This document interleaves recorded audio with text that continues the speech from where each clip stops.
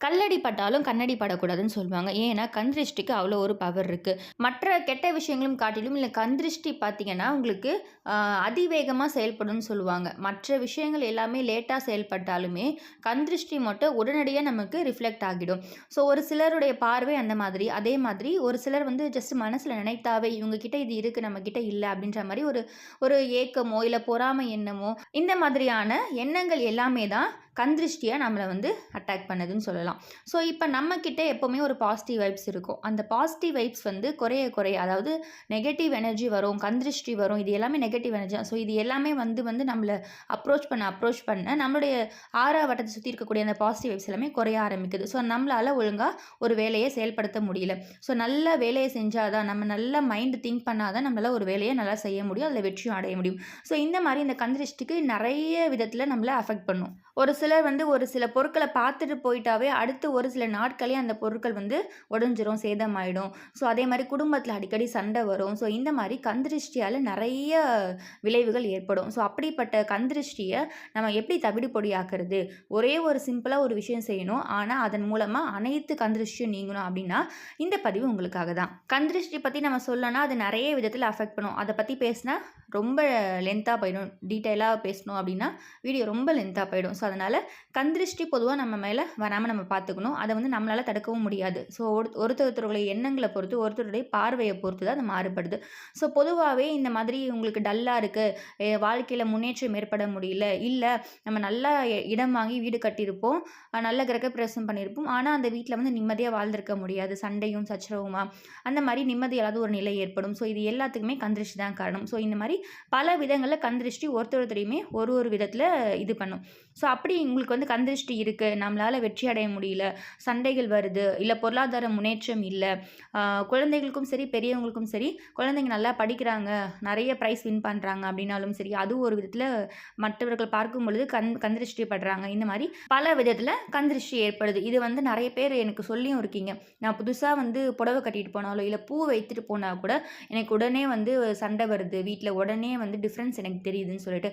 இந்த பூ அப்படின்றதும் பார்த்தீங்கன்னா, பொதுவாவே கண் திருஷ்டிய நம்மகிட்ட சேர விடாம அட்ராக்ட் பண்ணி வைக்கிறதுக்காக தான் இந்த பூ வைக்கிறது அப்படின்னு சொல்லிட்டு. அது வாடின மலருக்கு பொருந்தாது. பட் ஃப்ரெஷ்ஷா இருக்க மலர நீங்க எப்பொழுதுமே தலையில வச்சுக்கோங்க. ஸோ, பூ வச்சுட்டு போனா இந்த மாதிரி எனக்கு வந்து பிரச்சனை வருது, சண்டை வருது அப்படின்றவங்க, நீங்க அது கொஞ்சம் கொஞ்சமா மாத்திக்க ட்ரை பண்ணி பாருங்க. மேபி நீங்க வாடின மலர வச்சிருக்கீங்களா? இல்லன்னா வந்து ஃப்ரெஷ்ஷான மலர் வச்சிருக்கீங்களான்னு செக் பண்ணுங்க. எப்பொழுதுமே ஃப்ரெஷ்ஷா இருக்க மலருக்கு அடுத்தவருடைய கண் திருஷ்டிய அப்படியே அப்சர்வ் பண்ணி வச்சிருக்கக்கூடிய ஒரு தன்மை இருக்கு. ஸோ, ஒரு சிலருக்கு தலையில வச்சோனே பூ வாடிடும். அது ஏன்னு பார்த்தீங்கன்னா, அந்த கண் திருஷ்டியால தான். ஸோ, இந்த மாரி நம்மளுடைய சப்ஸ்கிரைபர் நெறைய கேள்விகள் கேட்டிருந்தீங்க. அதில ஒரு கேள்விக்கு தான் இப்ப நான் பதில் சொல்லியிருக்கேன். பூ வைக்கிறதுனால இந்த மாரி இஷ்யூ இருக்குன்னு சொல்லியிருந்தீங்க. ஸோ, அதனால இப்ப நான் உங்களுக்கு அதையும் சேர்த்து சொல்லியிருக்கேன். ஏன்னா, உங்களுக்குமே வந்து பூ வைக்கிறதோட நன்மைகள் நெறைய இருக்கு. அதில ஒரு விஷயங்கள் உங்களுக்கு தெரியணும் அப்படின்றதுக்காக தான் இந்த பதிவில உங்களுக்கு சேர்த்து சொல்லியிருக்கேன். கண்டிப்பா கண் திருஷ்டி நீக்கக்கூடிய ஒரு சக்தி பூக்களுக்கு இருக்கு. ஸோ, அதனால முடிந்த வரைக்கும் வாரத்தில ஒரு 1 நாளோ 2 நாளோ வச்சு கண்டிப்பா நீங்க மலர்கள் சூடிக்கோங்க. வெளிய போகும்போது அதனால தான் நம்ம பூ வச்சுட்டு போங்கன்னு சொல்லுவாங்க. ஒருத்தருடைய பார்வை மாரி இன்னொருத்தருடைய பார்வை இருக்காதுன்னு சொல்லுவாங்க. ஸோ, இந்த மாரி கண் திருஷ்டிய அட்ராக்ட் பண்ணக்கூடிய ஒரு சக்தி பூக்களுக்கு இருக்கு. ஸோ, இப்ப அடுத்து நம்மளுடைய கண் திருஷ்டிய பொடி பொடியா ஆக்கணும். அதுக்கு எளிமையா ஒரு டிப் சொல்லுங்க. நெறைய பேர் கேட்டிருந்தீங்க. அதுக்கு இன்றைய தினத்த நீங்க தவற விடாதீங்க. மாதத்தின் முதல் நாள் செப்டம்பர் மாதத்தின் முதல் நாளும் சேர்ந்து வந்திருக்கு. முதல் ஞாயிறும் சேர்ந்து வந்திருக்கு. ஸோ, இந்த பரிகாரத்த நீங்க ஞாயிற்றுக்கிழமை, செவ்வாய்க்கிழமை அப்படி இல்லன்னா வெள்ளிக்கிழமை பயன்படுத்தலாம், செய்யலாம். ஸோ, முடிந்த வரைக்கும் ஒவ்வொரு ஞாயிற்றுக்கிழமையும் நீங்க தொடர்ந்து செஞ்சு பாருங்க. ஒரு சில வாரங்களே உங்களுக்கு நல்ல மாற்றம் தெரிய ஆரம்பிக்கும். ஞாயிற்றுக்கிழமை, செவ்வாய், வெள்ளி 3 நாளுமே சுற்றி போடலாமான்னா, 3 நாளுமே சுற்றி போடலாம். தவறு கிடையாது. இந்த பொருள நீங்க குறிப்பா இந்த 3 நாட்கள பயன்படுத்தும் பொழுது தான் உங்களுக்கு அதீத மாற்றம் ஏற்படும். ஸோ, அந்த பொருள் என்ன அப்படின்னு பார்த்தீங்கன்னா, படிகாரம். இந்த படிகாரம் அப்படின்றது நெறைய விதங்கள்ல நம்ம பயன்படுத்துவோம். குறிப்பா கண் திருஷ்டி நீக்கிறதுக்கு நம்ம வாசல்ல கட்டி வைப்போம். அதே மாரி வீட்லயுமே நெறைய தாந்திரிக பரிகாரங்களுக்கு இந்த படிகாரத்த பயன்படுத்துவோம். ஸோ, அந்த வகையில இன்றைய தினம் நீங்க ரொம்ப எளிமையா அனைத்து மதத்தினருமே செய்யக்கூடிய ஒரு விஷயம் தான் நான் இன்னைக்கு பதிவில உங்களுக்கு ஷேர் பண்ண போறேன். யாருக்கெல்லாமே ஒரு கண் திருஷ்டி இருக்கு, நமக்கு வந்து நெகட்டிவ் வைப்ஸ் இருக்கு, வீட்ல வந்து ஒரு முன்னேற்றம் இல்லன்னு நெனைக்கிறவங்க, கண்டிப்பா இத செய்து பாருங்க.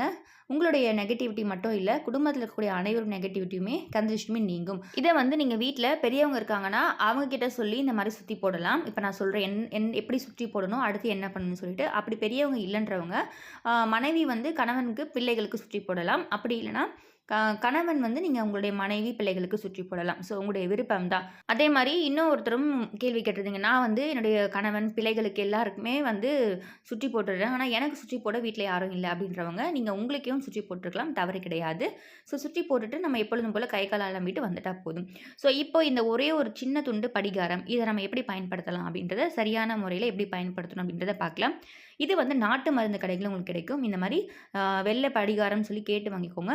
இது வந்து ஒரே ஒரு பீஸா பெருசாவும் இருக்கும்.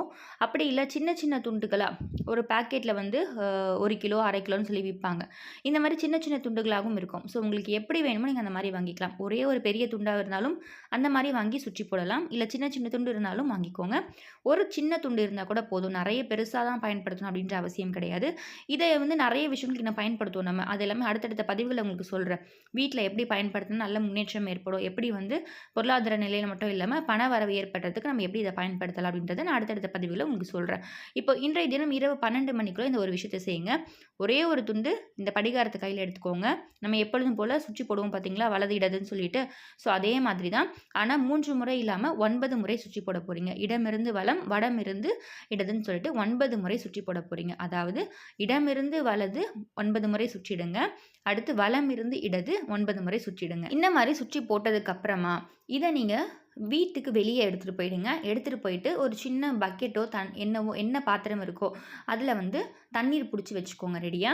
ஸோ இந்த படிகாரத்த ஒரு கையில படாத மாரி இடுக்கில புடிச்சுக்கோங்க. இடுக்கில புடிச்சுட்டு, நம்ம நார்மலா வீட்ல சாம்பிராணிக்கு கொட்டாங்குச்சி எரிய வைப்போம் பார்த்தீங்களா? அந்த மாதிரி ஒரு கொட்டாங்குச்சி எரிய வச்சுட்டு, அதையும் நீங்க வந்து வெளிய எடுத்துட்டு போய் வச்சுருங்க. நெருப்பு கொஞ்சமா அதாவது நீங்க சுற்றி போட்டுட்டு படிகாரத்த வந்து வெளிய வச்சிருந்தாலும் ஓகே. அப்படி இல்ல கொட்டாங்குச்சி எரிய வச்சுட்டு எரிய வச்சுட்டு அதுக்கப்புறம் சுற்றி போட்டாலும் ஓகே.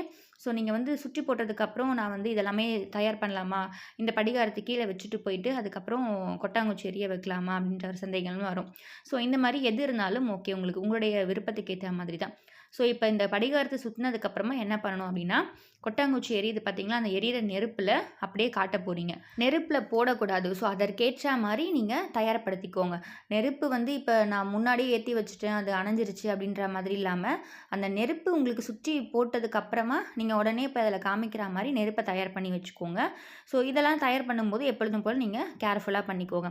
ஸோ ஒரு சின்ன கொட்டாங்குச்சியோ, இல்ல உங்களுக்கு கரி இருக்கு, நீங்க கரி பயன்படுத்தி சாம்பிராணி போட்டாலும் சரி, ஸோ அந்த நெருப்பு எரியணும். அந்த மாதிரி நீங்க வந்து கொட்டாங்குச்சி ரெடியா வெளிய எரிய வச்சுட்டு, இந்த படிகாரத்த ஒரு இடுக்கில கையில புடிச்சுட்டு, அந்த நெருப்புல அப்படியே காமிங்க. அது படபட படபடன்னு பொரியும். அந்த படிகாரம் அப்படியே பொரிய பொரிய பார்த்தீங்கன்னா, உங்களுடைய கண் திருஷ்டி எல்லாமே கொஞ்சம் கொஞ்சம் கொஞ்சமா கரைய ஆரம்பிக்கும்.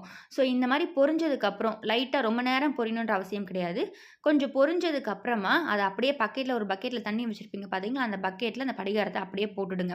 ஸோ இத நம்ம காமிக்கும் பொழுது கையில வச்சு காமிக்க முடியாதுன்றதுனால தான் இடுக்கிய பயன்படுத்தி படிகாரத்த காமிக்க சொன்னேன். ஸோ இந்த படிகாரத்த நீங்க இடமிருந்து வலம், வலமிருந்து இடம்னு சொல்லிட்டு 9, 9 முறை சுற்றியிருப்பீங்க. சுற்றுனதுக்கு அப்புறமா வெளிய இருக்கக்கூடிய அந்த நெருப்புல கொட்டாங்குச்சில எரிய வச்சிருப்பீங்கல்ல நெருப்பு, அதுல வந்து இடுக்கி வைத்து அப்படியே காமிக்க போறீங்க. காமிச்சதுக்கப்புறம் படபடன்னு பொரிய ஆரம்பிக்குது. பொரிஞ்சதுக்கு அப்புறமா அந்த படிகாரத்த அப்படியே தண்ணீல போட்டுட்டு விட்டுடுங்க. இவ்வளோதான் ரொம்ப சிம்பிள். இந்த படிகாரம் நீங்க இந்த மாதிரி செய்யும் பொழுது கட்டாயமா உங்களுடைய 100% சொல்றேன். உங்களுடைய கண் திருஷ்டி எல்லாமே நீங்க ஆரம்பிக்கும். அவ்வளோ ஒரு சக்தி இந்த படிகாரத்துக்கு இருக்கு. ஸோ 1000 பேர் இல்ல 1,00,000 பேர் கண் திருஷ்டி இருந்தாலும் சரி, அவ்வளோ பேர் கண்ணு வச்சிருந்தாலும் சரி, அந்த கண் திருஷ்டிய அனைத்துமே நீக்கக்கூடிய ஒரு சக்தி இந்த படிகாரத்துக்கு இருக்கு. நெறைய விதங்கள்ல சுத்தி போடுவோம் நம்ம. நம்மளுடைய பெரியவங்க கையில என்ன வச்சிருப்பாங்கன்னே தெரியாது.